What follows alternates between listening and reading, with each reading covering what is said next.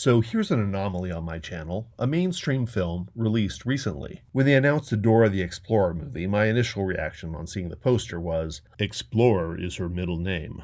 To which I obviously said, no, her middle name is The. How hard is that?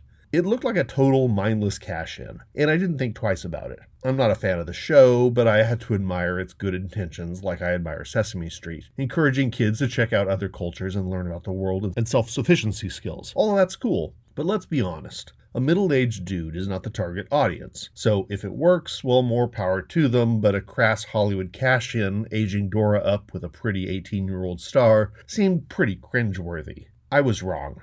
This may be the best kids film of the last 10 years. It's fun, it's funny, it's fresh. It has that same wholesome idealism as the cartoon, mixed with some unexpected twists in the script which make it constantly entertaining. Is it predictable? Absolutely. But again, a 50-year-old who's into Nouvelle Vague and Chinese cinema is not the target audience. There's way too much Chekhov's gun in this, with setups and payoffs you can see a mile away. My parents left me unsupervised at the community pool a lot. I can hold my breath for 7 minutes, though. And plot twists that aren't surprising if you're not a preteen. Again, I am not the target audience. My sister-in-law, who's raising a couple of kids with messy ethnicity, one of whom is very much like Dora,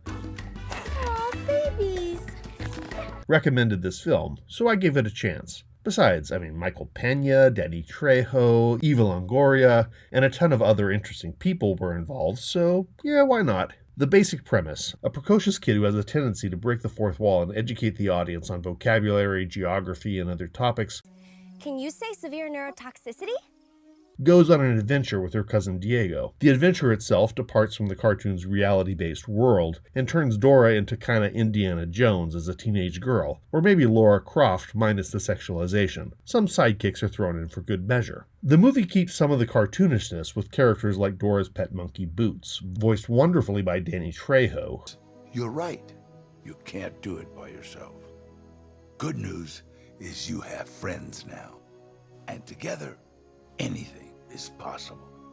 Who is a treasure of our Los Angeles community. There's a ridiculous kleptomaniac fox named Swiper, voiced by Benicio del Toro, who seems to have moved from indie darling to movie star to self-parody pretty comfortably. And a lot of stuff happens in this movie that's frankly absurd, and I'm not going to spoil much of it here. The movie does kind of move the goalposts as it moves along. The intro winks at the audience a lot with fourth wall breaking. I'm a talking backpack. A reference to the format of the cartoon, which is funnier than I would have expected. And I'm a map with a mouth! Then Dora gets sent off to high school in Los Angeles, which turns very teen angsty. The question is posed, what if this precocious, overly well-educated girl was thrust into normal society? The answer isn't entirely satisfactory. There's a lot of movie-esque dealing with Dora as an outcast. And frankly, someone as smart and cute as her would have found community, and not just one lonely dork to talk to. But movies got a movie. Anyhow, it goes back to the jungle for adventure and adventure tropes, which I won't spoil for you, but yeah, quicksand and deadly frogs and exotic plants and temples with traps. It's a jungle puzzle. There's no such thing as a jungle puzzle. Listen, I've seen several movies about the jungle.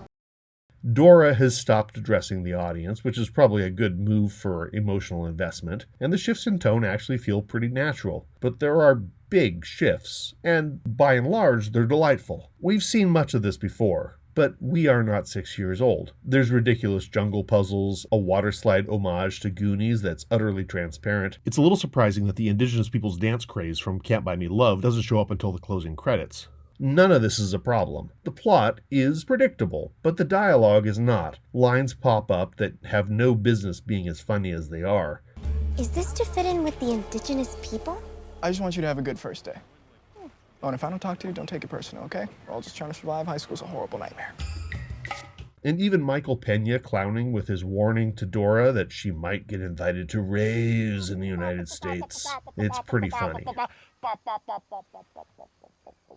Go get it! Yeah, it's very aggressive. I won't pretend this film taught me anything profound about life, or even filmmaking, except that you can make a great adventure film out of an educational cartoon. And it was a serious reminder that you need to give people and works of art a chance. Even if it's packaged as the worst movie ever, it's possible that the people working on this had their stuff together, and you will be entertained.